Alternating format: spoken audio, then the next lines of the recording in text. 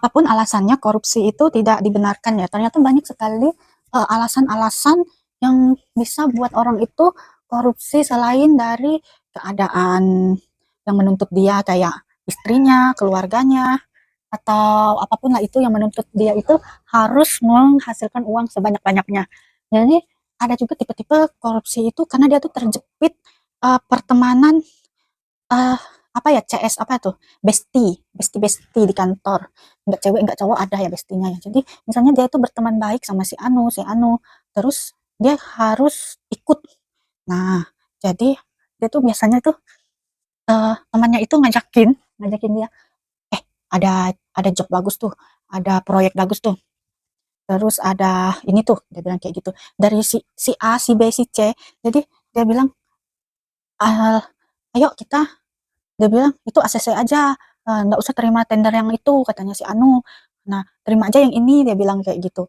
Nah, jadi sebenarnya mungkin nuraninya awalnya itu tidak mau menerima yang ini, tapi karena dia itu didesak sama temannya dan tidak tidak ingin kehilangan bestinya, mau nggak mau dia harus ngikutin apa kata bestinya. Iya nggak sih gitu kan?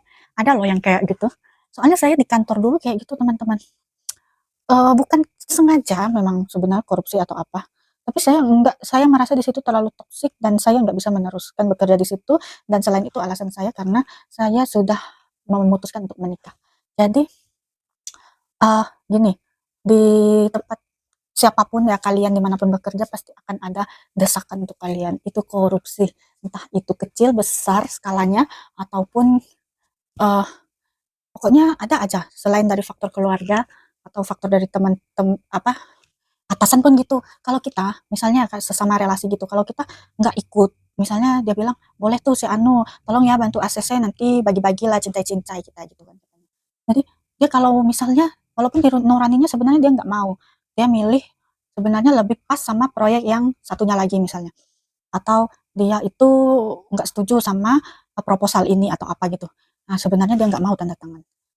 Tapi karena desakan temannya, kalau dia nggak ikut, dia tuh bakalan dimusuhin oleh orang satu kantornya dan bisa dikucilkan. Salah-salah kalau kayak perusahaan yang besar atau kayak di kantor daerah, pemerintah daerah atau di kantor pemerintah pusat itu salah-salah bisa dimutasi sama kepala kantornya, sama kepala dinasnya.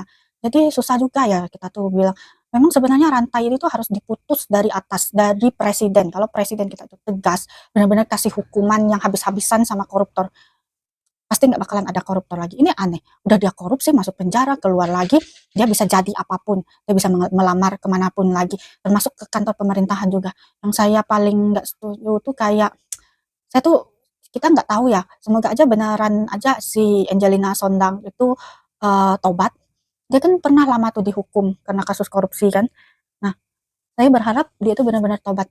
Sekarang itu dia tuh udah mulai memulihkan namanya lagi, dia udah dapetin kepercayaan dari publik dengan dia tuh ceramah di mana-mana. Memang sih yang dia omongkan tuh benar, tapi rasanya tuh agak kurang relate aja sama hidupnya dia gitu. Walaupun kita nggak bisa menghakimi dia secara sepihak karena ada juga banyak orang yang suka sama ceramahnya dia dan banyak juga orang yang suka sama kepribadian dia. Saya rasanya gimana ya, kurang nampol aja gitu hukuman untuk koruptor yang ada di Indonesia. Saya nggak setuju kalau udah makan hak rakyat. Rakyat itu banyak loh, nggak cuma satu daerah. Kalau dia itu, misalnya dia menjadi dewan di pusat atau dia menjadi dewan provinsi, itu banyak loh, bayangkan berapa kepala yang harusnya dia selamatkan, tapi ternyata kita itu nggak diperhatikan sama sekali. Saya kurang setuju.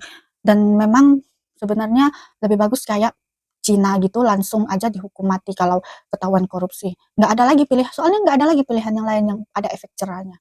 Semoga aja ya suatu saat uh, korupsi di negara kita bisa diberantas habis, dan semoga aja, tapi rasanya agak nggak mungkin sih ya. Teman-teman setuju nggak sih?